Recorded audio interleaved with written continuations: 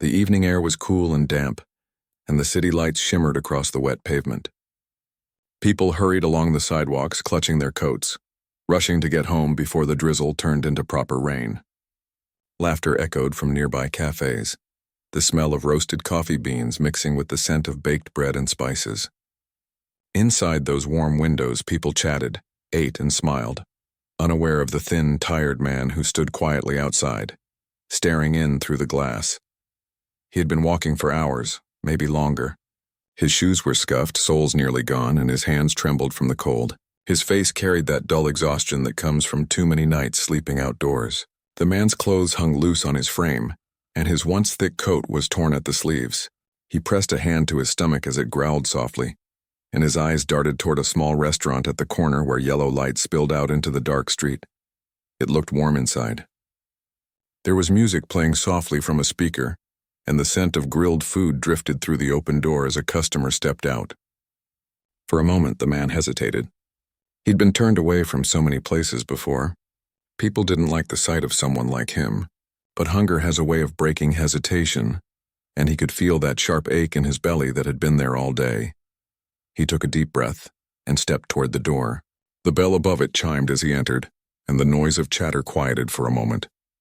Heads turned, eyes scanned him quickly, his worn clothes, his unshaven face, the fatigue in his eyes. The restaurant was small but cozy.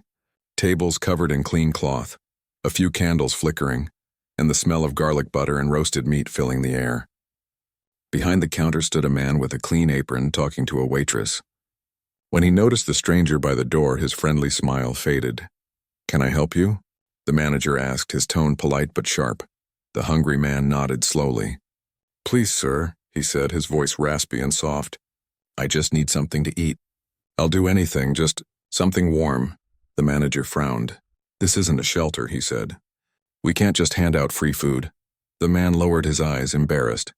"I understand," he whispered. "I don't mean to cause trouble." A few customers whispered among themselves. Some looked away, pretending not to see.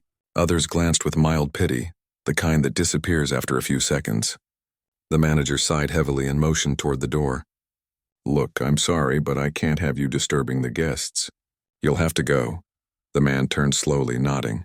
He wasn't angry, just tired. This wasn't the first time. He began to step back toward the exit when a soft voice called from the other side of the room. "Wait," said a young waitress. She looked no older than 25, with her hair tied neatly and a notepad still in her hand. "Let him stay for a second." The manager looked at her, puzzled. "What are you doing?" She stepped closer to the stranger, her eyes full of sympathy. "Sir," she asked gently, "do you know how to do anything? Like, can you clean or play music or anything like that? Maybe we can trade something for a meal." The man hesitated. "Music," he said after a moment. "I used to play." The manager raised an eyebrow. "Play what?" He pointed toward the corner of the restaurant where an old upright piano sat against the wall. It was mostly decoration now, its wood faded and keys slightly yellowed. "That," he said quietly. The manager laughed softly. "That old thing? It hasn't been tuned in years." Some customers chuckled too, not out of cruelty, but disbelief. The idea of this ragged man sitting down to play the piano seemed almost ridiculous. But the waitress smiled. "Why not let him try?" she said. "If he plays something nice, he can eat. One meal, what's the harm in that?" The manager thought for a moment, then shrugged. "Fine. If he can play something good, he gets dinner on the house. But if he makes a mess of it, I'm asking him to leave. Fair?" The man nodded. "Fair." He shuffled toward the piano slowly, his steps careful and uncertain as if he hadn't approached one in years. The restaurant fell quiet again.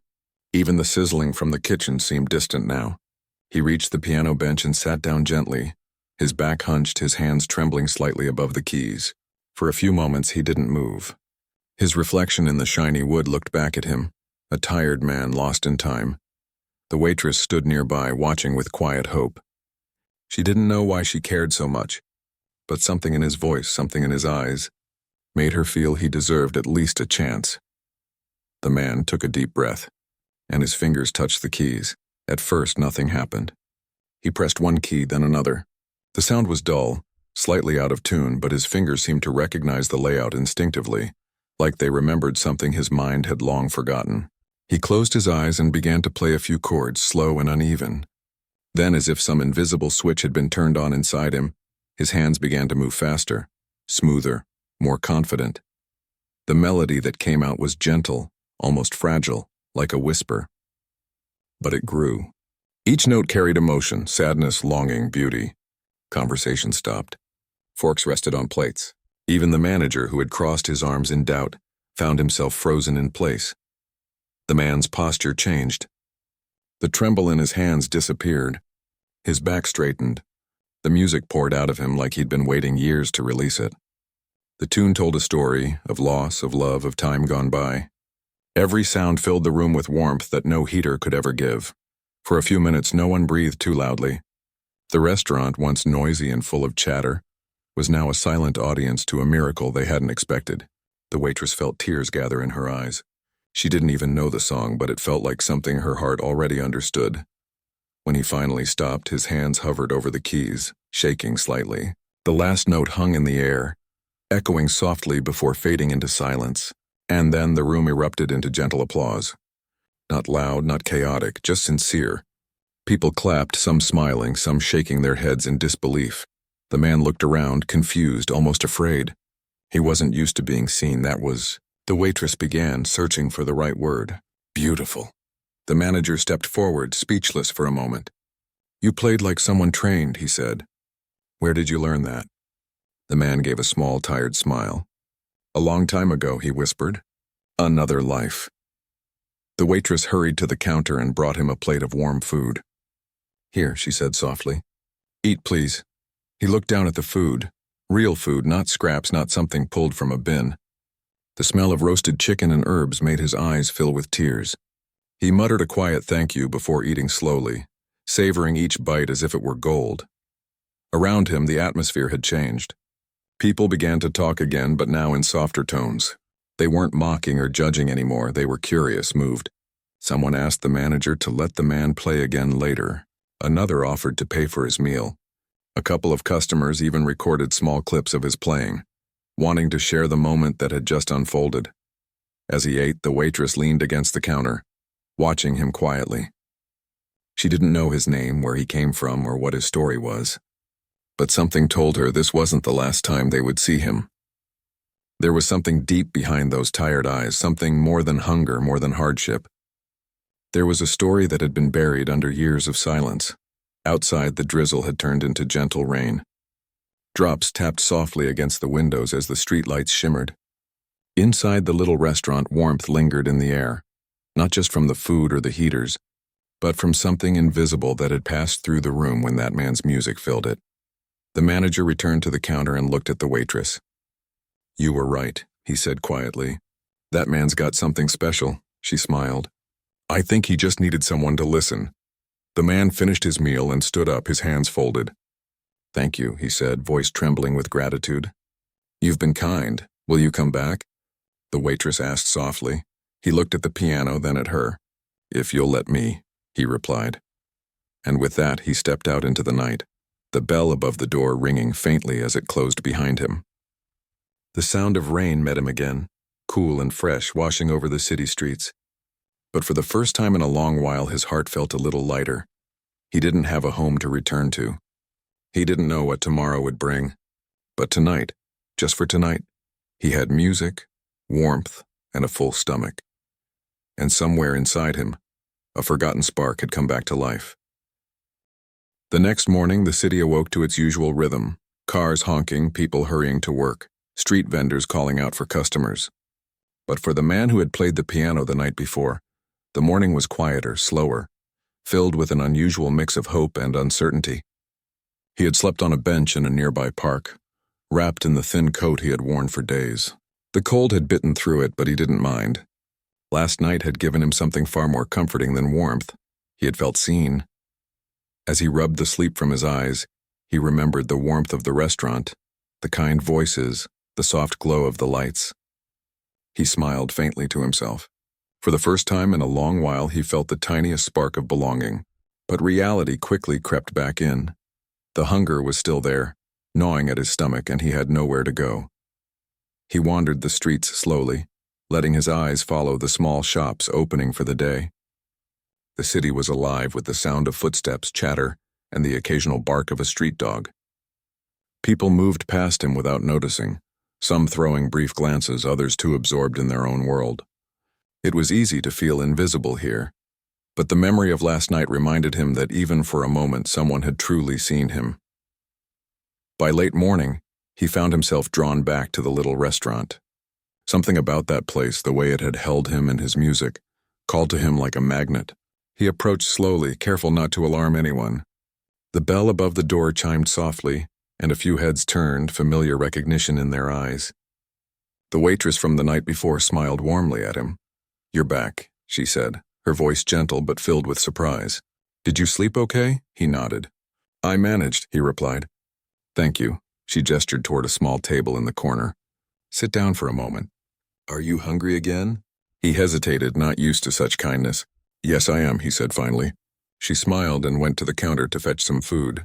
The manager, who had been wiping down tables, watched him with a mixture of curiosity and respect. "Morning," the manager said gruffly, though the tone had softened. "I saw what you did last night. That music, it wasn't something you see every day." The man lowered his eyes, a little embarrassed by the praise. "I just play what comes to me," he murmured. The waitress returned with a plate of bread, eggs, and some fruit. "Eat," she said simply. "Take your time." As he ate slowly, savoring every bite, a few customers whispered among themselves. Some recognized him from the small videos people had already started sharing online. Word had spread faster than anyone expected. By the time he finished, the manager had an idea forming in his mind, though he hadn't yet spoken it aloud. After the meal, the man stood near the piano, as if waiting for some invisible signal. The waitress watched him quietly. "Do you want to play again?" she asked gently. He looked around the room, unsure. I could," he said softly. The manager cleared his throat. "If you're willing, you can play a little for the customers," he said. "No pressure, just see what happens." He nodded and sat at the piano, fingers hovering over the keys. The room grew quiet again, the customers curious but respectful. As he began, the first notes were soft, cautious, almost shy. But soon the music grew, filling the small restaurant with emotion, warmth, and a story that everyone could feel but no one could name. The music was different from the night before. Lighter, hopeful, as if he was sharing not just his pain, but a little of his recovery. People stopped their conversations completely. Even the clattering of cutlery and the hum of the coffee machine faded into the background. His eyes were closed and he seemed lost in the music, as if it had become part of him, something more real than the hunger or the cold. When he finished, the applause was immediate and heartfelt. This time some customers even approached, leaving money on the table, gestures of gratitude and encouragement. The man looked surprised, unsure how to respond. The manager walked over, placing a hand on his shoulder. "Look, I don't usually say this, but have you ever thought about playing for more than just food?" He blinked. I don't know. I haven't played for anyone in a long time, not like this." "Maybe it's time," the manager said thoughtfully. "People will pay to hear you. You could, start over." The man shook his head. "I don't have a place to stay or instruments or anything." "I'm not ready." The waitress stepped closer. "Sometimes the first step is just showing up," she said softly. "You did that last night. You can do it again." Her words lingered with him. He had spent so long moving from one cold corner to another, feeling invisible and alone, that the idea of starting over seemed impossible. But something in her voice, in the warmth of her smile, made him believe for a brief moment that maybe, just maybe, it could happen. Over the next few hours, more customers arrived, some curious about the story they had heard on their phones, some simply drawn by the soft strains of piano music. Every time he played, a small crowd gathered, listening quietly, letting the music wrap around them.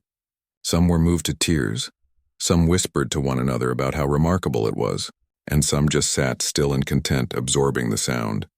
By late afternoon, the restaurant had become a small hub of attention. The manager, though usually busy and impatient, found himself watching with growing amazement. He had expected a simple performance, maybe a brief distraction for his guests. Instead, he was seeing something alive and real, a man using his talent to bring beauty into the world even while struggling to survive. The man played for hours, pausing only for short breaks. Each time he stopped, people offered words of encouragement, smiles, and even small gifts of money or food. The feeling of being seen, appreciated, and respected was overwhelming. It was something he hadn't experienced in years, maybe ever. As the day turned to evening, the manager finally approached him with an offer. "Look," he said, "if you want, I can give you a regular spot here. You play for our customers, and we'll make sure you have food, maybe even a small pay. You don't have to stay on the street if you don't want to." The man hesitated, the weight of the proposal pressing down on him. Part of him was afraid of being judged, of failing, of stepping into a world he had abandoned long ago. But part of him felt a spark, a hope that had been buried under so much hardship and pain. I don't know," he said quietly. "I'm not used to this. I've been alone for so long." "You're not alone now," the waitress said softly. "Not if you don't want to be." For a long moment he considered it. The city outside was darkening, the streets wet from another light drizzle. He could feel the hunger again, and the ache of loneliness that had followed him for years. But inside, surrounded by people who had listened, applauded, and cared, he felt something else, something unfamiliar but comforting. "I'll try," he said finally. "I'll play again tomorrow. And the day after that, if you'll have me." The manager nodded. "Good, we'll set it up." That night, as he walked back to his bench in the park, he felt lighter than he had in a long time. He thought about the little restaurant, the people who had listened, and the music that had poured from his hands. For the first time in years, he didn't feel invisible. He felt seen. He felt valued. And for a man who had spent so long in the shadows, that feeling was more nourishing than any meal. He curled up on the bench under his threadbare coat, the city lights reflecting off the wet streets. His stomach still ached from hunger, and his body was tired, but his mind was full. He imagined playing again, imagining the music reaching the ears of strangers who cared. He realized that music had a power he had forgotten, a power to connect, to heal, and to transform. And that night, he dreamed not of his hunger or his loneliness, but of melodies. He dreamed of notes rising and falling, of fingers dancing across the keys, of an audience listening, hearts open, eyes wide. For the first time in years, he felt hope. The next day would bring challenges, doubts, and the world's usual harshness. But he had taken the first step. He had played for food, and in doing so had rediscovered something far more precious than a meal. He had rediscovered himself. The next morning, the man woke with a strange sense of anticipation. The park where he had slept was quiet, the city slowly stirring around him. Normally he would have risen slowly, trying to ignore the pangs of hunger and the chill in the air, but today felt different. He could still feel the warmth of the restaurant, the sound of the piano echoing softly in his memory, and the smiles of the people who had listened. It gave him a sense of purpose he hadn't felt in years, maybe even decades. He washed his face in the cold water from a nearby fountain, trying to shake off the lingering chill, and wrapped his coat tighter around himself. The city was alive around him, cars rushing past, vendors calling out their greetings, children laughing as they ran to school. Yet he moved slowly, savoring the moment, breathing in the energy of the streets without letting it overwhelm him. Each step toward the little restaurant felt lighter, as if he were carrying something more than just his few belongings. When he arrived, the bell above the door rang softly, and a familiar face appeared immediately.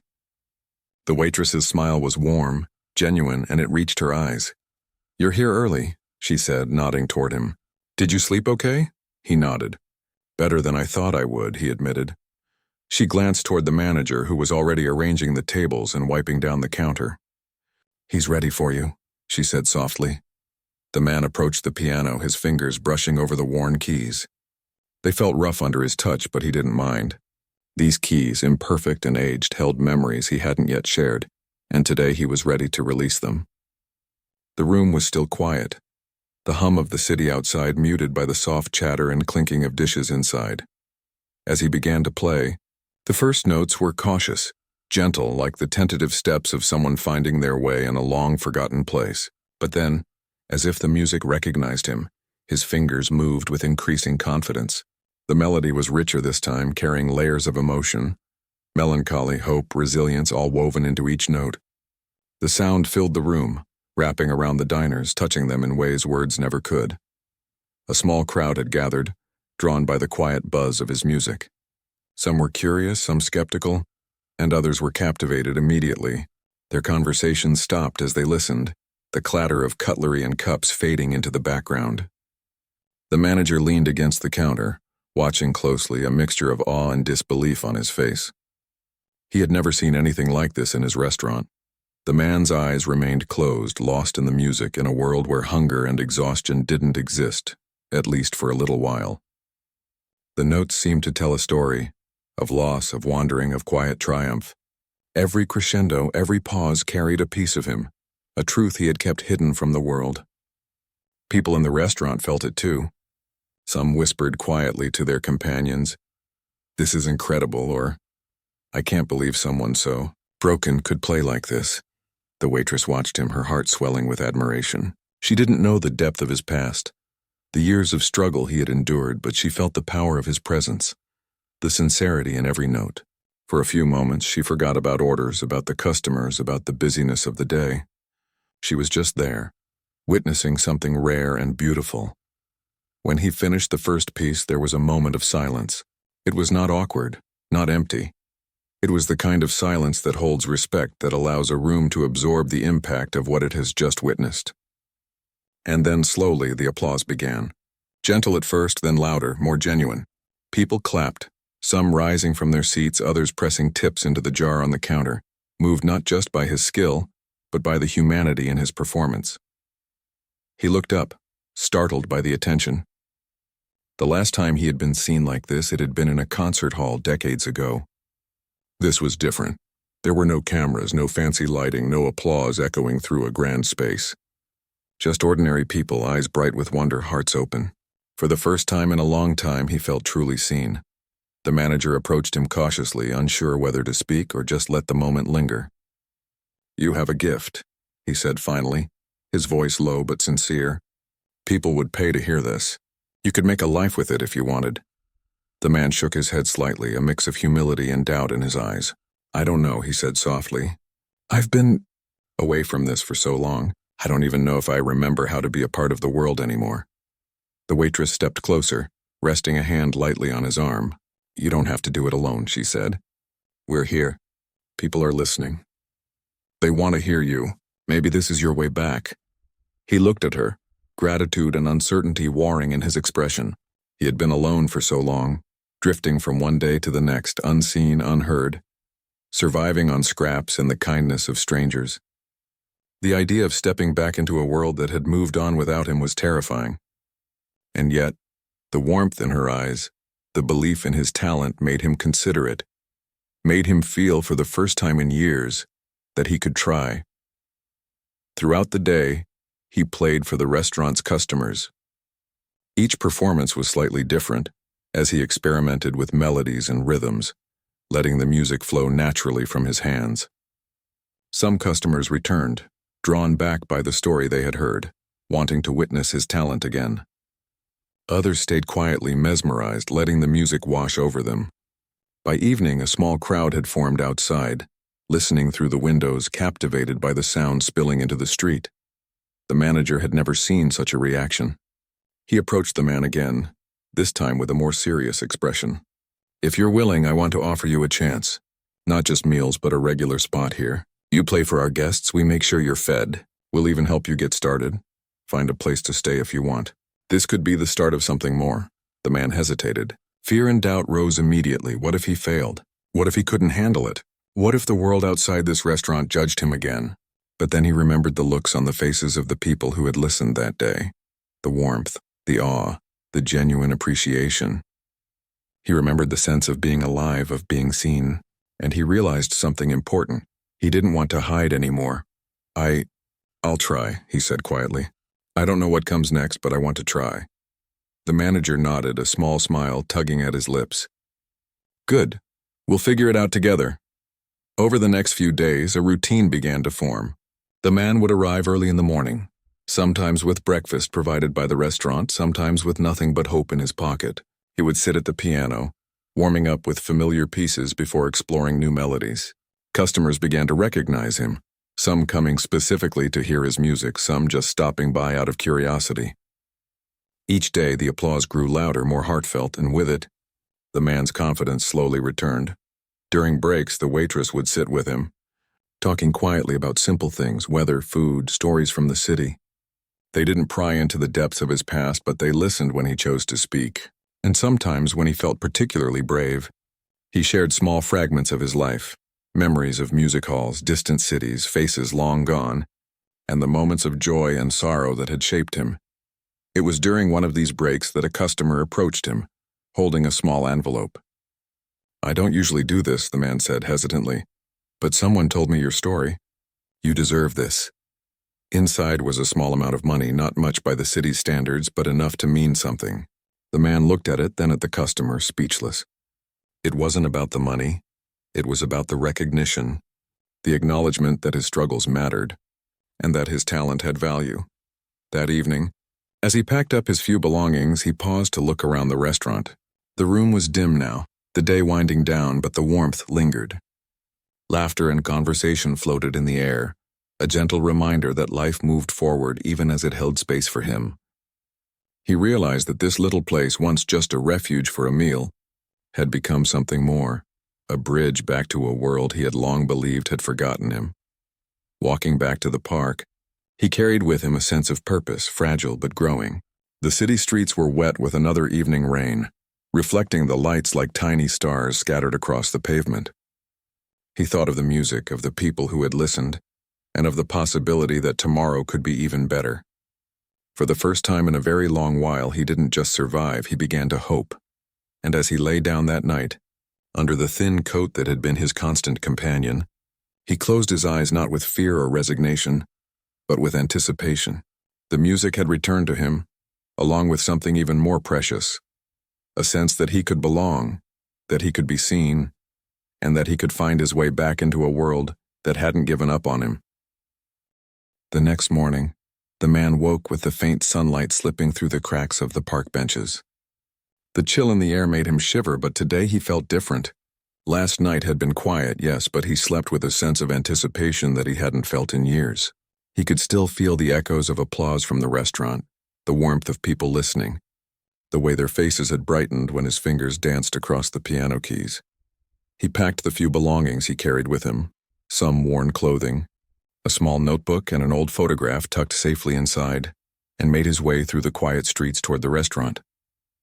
The streets were damp from overnight rain, the smell of wet earth filling the air. People moved past him, some glancing briefly, others too absorbed in their own lives to notice. He had grown used to being invisible, to blending in with the crowd, but today he walked with a different purpose.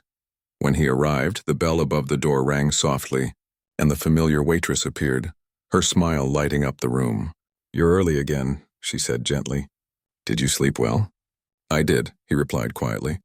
"Better than I expected." She nodded and gestured toward the manager, who had already begun setting up the tables. "He's ready for you," she said, her eyes reflecting trust and encouragement.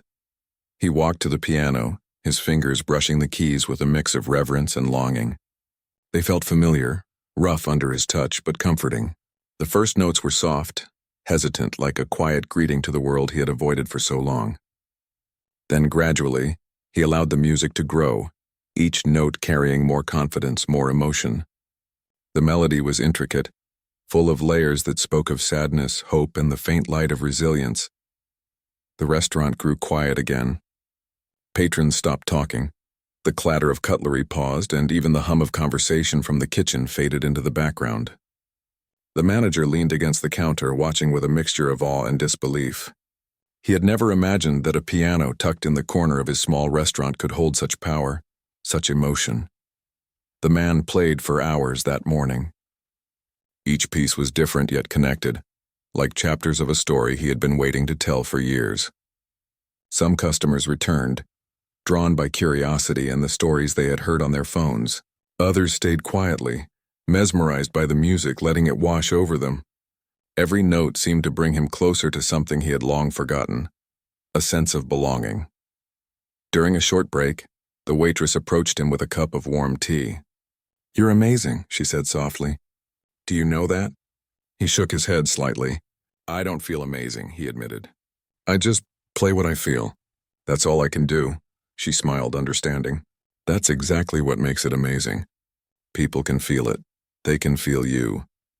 The man looked down at the cup in his hands, warmth spreading through him. It wasn't just the tea, he realized. It was the gesture, the kindness, the belief in him when he had thought no one cared anymore. That afternoon, a woman approached the piano, holding a small camera. "I hope you don't mind," she said, "but I want to record a bit of your music. People need to hear this." He hesitated. He wasn't used to attention, especially not on this scale. But then he looked around the restaurant, the manager nodding quietly, the waitress smiling, the customers watching respectfully, and he realized that it wasn't about him. It was about the music, the way it could touch people, the way it could bring light into their lives even for a few minutes. "All right," he said softly, "you can record." As he played, he noticed something he hadn't expected. People weren't just listening, they were reacting. Some swayed gently in their chairs, some closed their eyes, letting the music wash over them. A few wiped tears from their eyes, not out of sadness but out of connection. It was as if the piano had become a bridge, connecting him to everyone in the room in a way words never could. By the end of the day, the small restaurant had become something more than just a place to eat. It had become a sanctuary, a space where the music could breathe, where people could feel something beyond the ordinary, and where the man could find a sense of purpose. Even the manager, who had been skeptical at first, began to understand. He realized that this man wasn't just playing piano, he was sharing a part of himself, something rare and beautiful that couldn't be bought or sold. That evening the manager pulled him aside. "I've been thinking," he said cautiously. "You don't have to play just for food anymore. I want to offer you something more permanent, a place to stay, a regular schedule, a chance to get back on your feet." The man looked at him, a mix of surprise and uncertainty in his eyes. I don't know if I can," he said. "It's been so long since I had a normal life. I'm not sure I remember how to do it." "You don't have to remember everything at once," the manager replied. "You just have to take the first step. We'll help you with the rest." The man nodded slowly. For the first time in years, he felt the weight of possibility pressing gently on his shoulders. Not as a burden, but as an invitation. He realized that he didn't have to face the world alone anymore. There were people willing to see him, to help him, to believe in him. Over the next few days, a routine formed. He arrived early in the morning, often with breakfast provided by the restaurant. He sat at the piano, warming up with familiar pieces before exploring new melodies. Customers began to recognize him, some coming specifically to hear his music, some just stopping by out of curiosity. Each day the applause grew louder, more heartfelt, and with it, the man's confidence returned.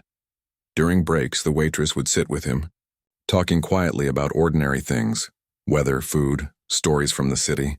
They didn't pry into the depths of his past, but they listened when he chose to share, and sometimes when he felt brave. He spoke of fragments of his life, memories of music halls, distant cities, faces long gone, and moments of joy and sorrow that had shaped him. One afternoon, a man approached him with a small envelope. "I don't usually do this," he said hesitantly, "but someone told me your story. You deserve this." Inside was a small amount of money, not much, but enough to make a difference. The man looked at it, then at the person handing it to him, speechless. It wasn't about the money, it was about the recognition, the acknowledgement that his struggles mattered, and that his talent had value. As evening fell, he packed up his few belongings and paused to look around the restaurant. The room was dim now, the day winding down, but the warmth lingered. Laughter and conversation floated in the air, a reminder that life moved forward even as it held space for him. He realized that this little restaurant, once just a refuge for a meal, had become something more, a bridge back to a world he had long believed had forgotten him. Walking back to the park, he carried with him a sense of purpose, fragile but growing. The city streets were wet with evening rain, reflecting the lights like tiny stars scattered across the pavement. He thought of the music, of the people who had listened, and of the possibility that tomorrow could be even better. For the first time in a very long while, he didn't just survive, he began to hope. That night, as he lay under his threadbare coat, he reflected on the days that had passed. The piano had become more than an instrument. It was a lifeline, a connection, a reminder that beauty could exist even in the darkest moments. He realized that music had a power he had long forgotten, a power to heal, to connect and to transform.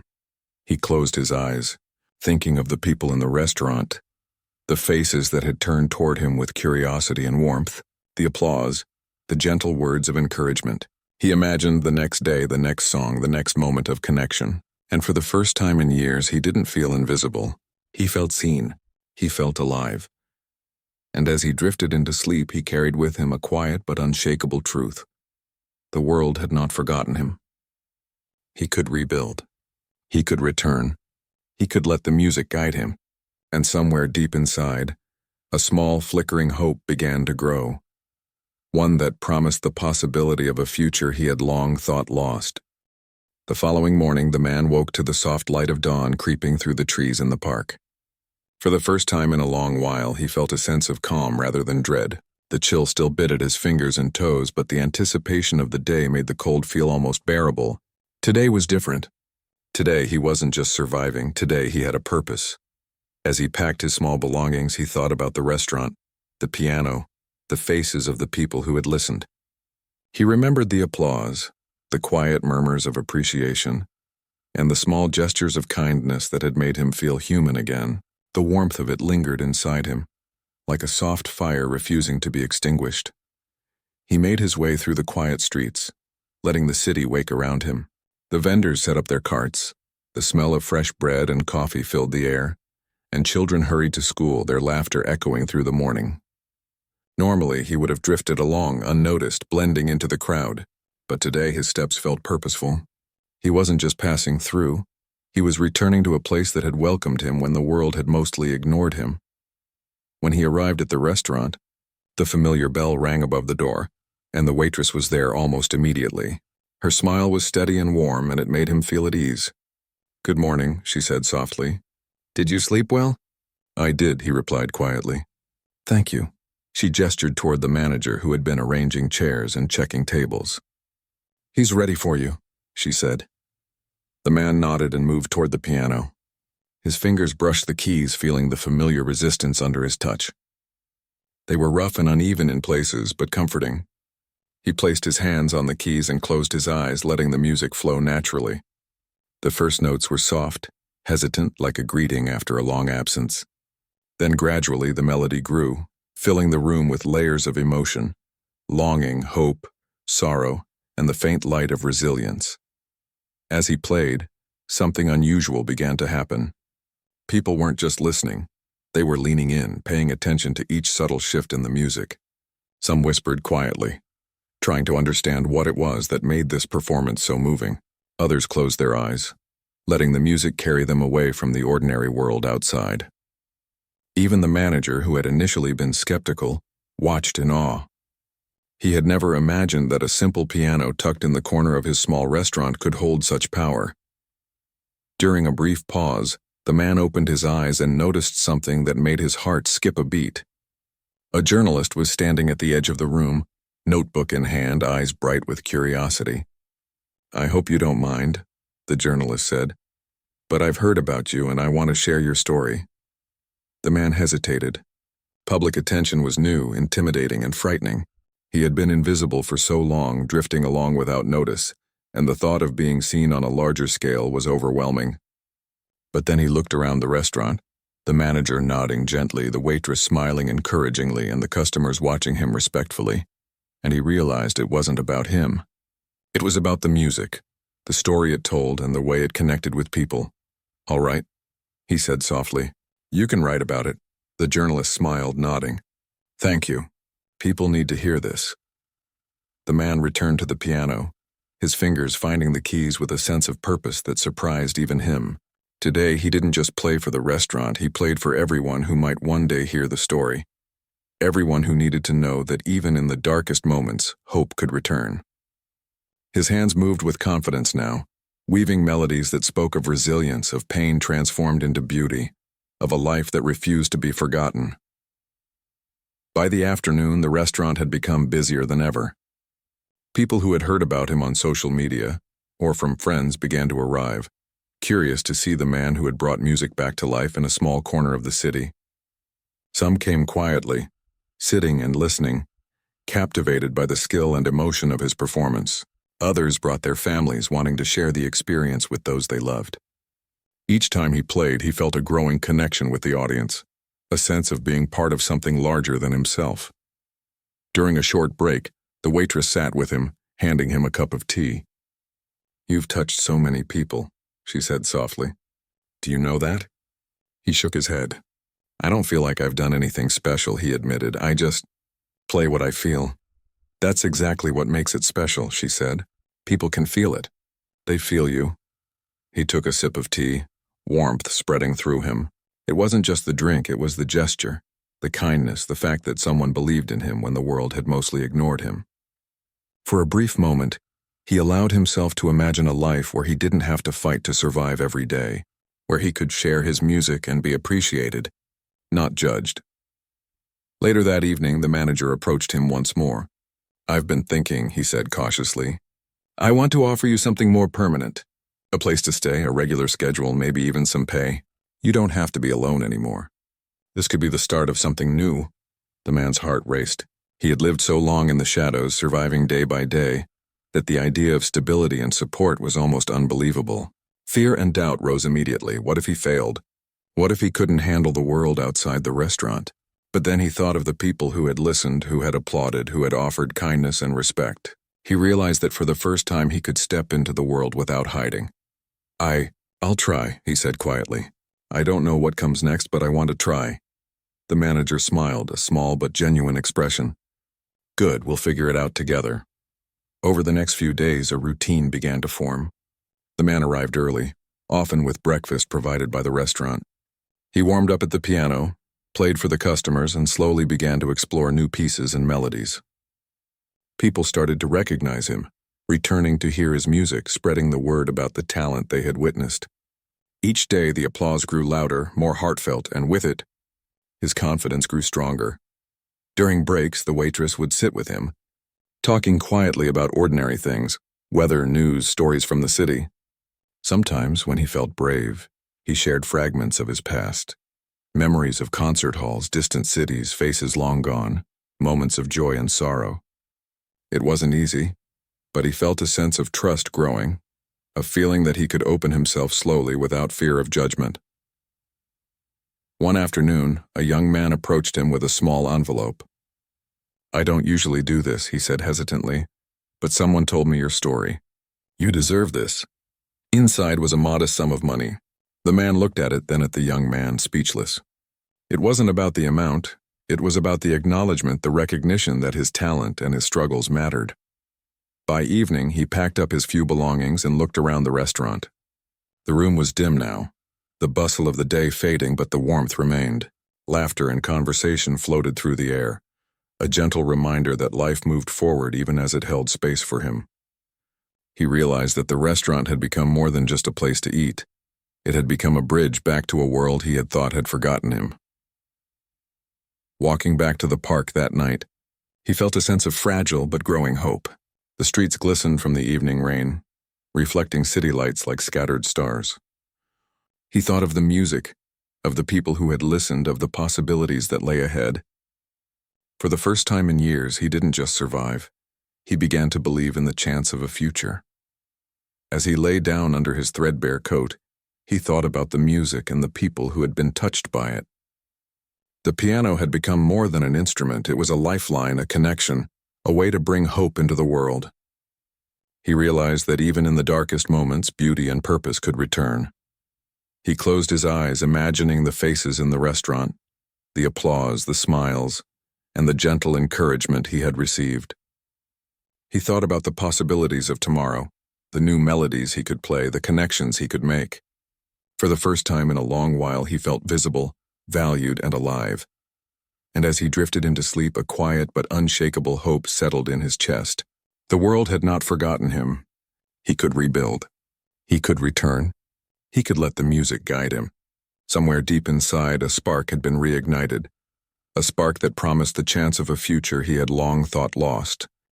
The morning air was crisp as the man stepped out of the small room where he had been staying, provided by the restaurant's manager. For the first time in what felt like forever, he didn't carry his belongings on his back. Instead, a small bag hung lightly at his side. He breathed in deeply, feeling the world around him in a way he hadn't allowed himself to do in years. The streets were alive, the city awakening with the hum of life, but he walked slowly, savoring each step. He thought about how far he had come. Just weeks ago, he had been wandering the streets, hungry, cold, and invisible. Music had been his only companion, an echo of a life he thought had passed him by. But now he had food, a place to stay, and people who believed in him. The memory of that first night in the restaurant, when he had played for a simple meal and been met with awe instead of judgment, still made his heart ache with gratitude. When he arrived at the restaurant, the bell above the door rang, and the familiar warmth of the place welcomed him. The waitress was there immediately, smiling. "Good morning," she said. "Are you ready for today?" He nodded, a small smile crossing his face. "Yes," he said quietly. "I feel ready." The manager had already arranged the tables, but today he seemed more relaxed, almost proud. "You're doing good work," he said. "People are starting to notice. This isn't just a restaurant anymore. It's becoming a place people come to hear you play." The man felt a mix of pride and nervousness. He wasn't used to attention on this scale. The thought that his music could reach beyond the small walls of the restaurant was exciting and terrifying at the same time. Yet he felt something he hadn't felt in years, purpose. As he sat at the piano, his fingers brushed over the keys, feeling the familiar resistance, the worn smoothness, the little imperfections that made the instrument alive. He closed his eyes and let the music flow. The first notes were soft, tentative, but gradually they grew stronger, fuller. Every chord, every melody carried a piece of his journey. The loneliness, the hunger, the struggle, but also the resilience, the hope, and the small joys that had returned to his life. Customers began to arrive, quietly at first, drawn by the whispers of the story they had heard. Word had spread quickly. People had shared videos, talked to friends, written posts online. By midday, the restaurant was filled with a crowd eager to witness the man who had returned to music. Not for fame or fortune, but for the simple act of sharing his gift. As he played, he noticed faces in the crowd that were new, and others that had become familiar. Some returned daily, sitting quietly letting the music wrap around them. Others brought friends and family, wanting to show them the miracle they had discovered. Children watched in awe, parents smiled, and even the skeptical customers of the past seemed drawn in by the emotion that spilled from each note. During a brief pause, the waitress approached him with a cup of tea. "You've changed so many lives," she said softly. "And you don't even know it," he shook his head. "I don't feel like I've done anything extraordinary," he said quietly. "I just play what I feel. That's all I can do." "That's what makes it extraordinary," she replied. "People can feel it. They can feel you, and that's rare." He took a sip, feeling the warmth spread through him. It wasn't just the tea. It was the acknowledgement, the kindness, the fact that someone believed in him when the world had mostly ignored him. For the first time, he felt a true sense of belonging. By late afternoon, the restaurant had reached its busiest hour. People lined up outside, waiting for a table, waiting to hear him play. Some had traveled from other neighborhoods, curious about the story they had read online. The man's hands flew over the keys, weaving complex melodies with effortless emotion. Each piece seemed to tell a story of hardship, survival, and hope. Each note reached into the hearts of the listeners, touching them in ways words could never. After one particularly moving performance, a man approached him hesitantly. "I don't usually do this," he said, holding out a small envelope. "But I want to help. Your story, your music, it matters. It deserves to be heard." The man accepted it quietly, overwhelmed not by the money but by the recognition, the acknowledgement that he and his talent had value.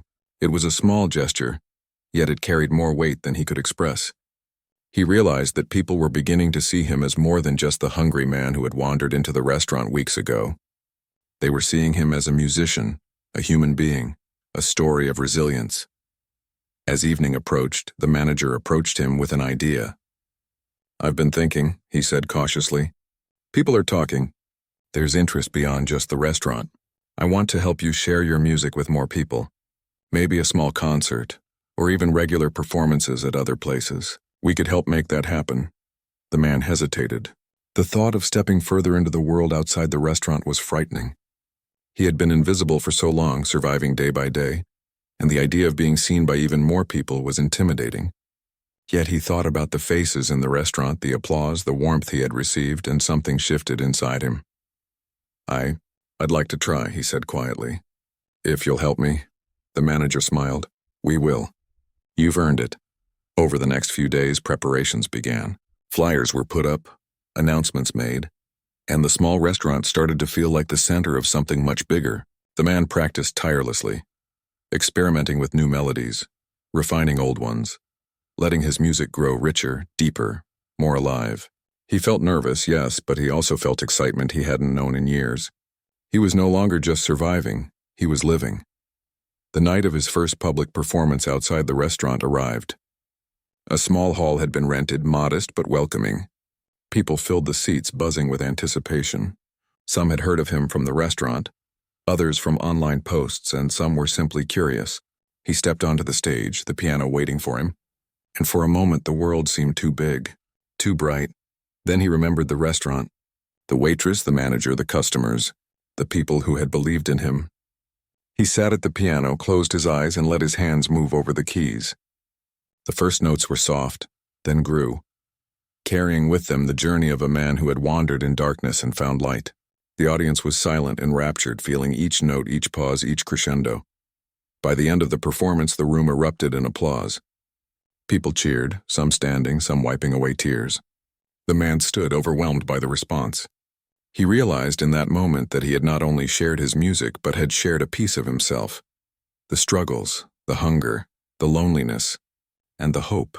Afterwards, people approached him, offering congratulations, sharing their own stories, expressing how deeply his music had touched them.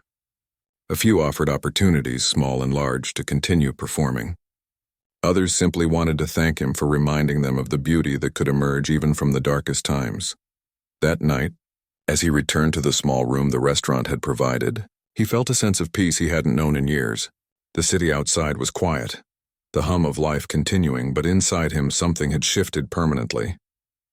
He had found his place in the world, not just through music but through connection, through being seen, through the kindness of those who had welcomed him when he had nothing to give but his talent. He lay down under his coat, thinking about the journey that had brought him here. From hunger and fear to warmth, recognition, and hope. He realized that life could change in the most unexpected ways, that sometimes a single moment of courage, a single act of sharing what you have, could transform everything. As he drifted into sleep, he thought of the future, not as a distant, unreachable dream, but as something tangible, waiting for him to take each step forward. The music had returned to him, yes, but more importantly, so had his sense of purpose, his sense of belonging, his sense of life itself. He had wandered through darkness, but now he had found a light that would guide him forward. And as the city slept outside, the man slept too, not with fear or doubt, but with the quiet knowledge that he had rediscovered himself, and that the world finally had rediscovered him as well.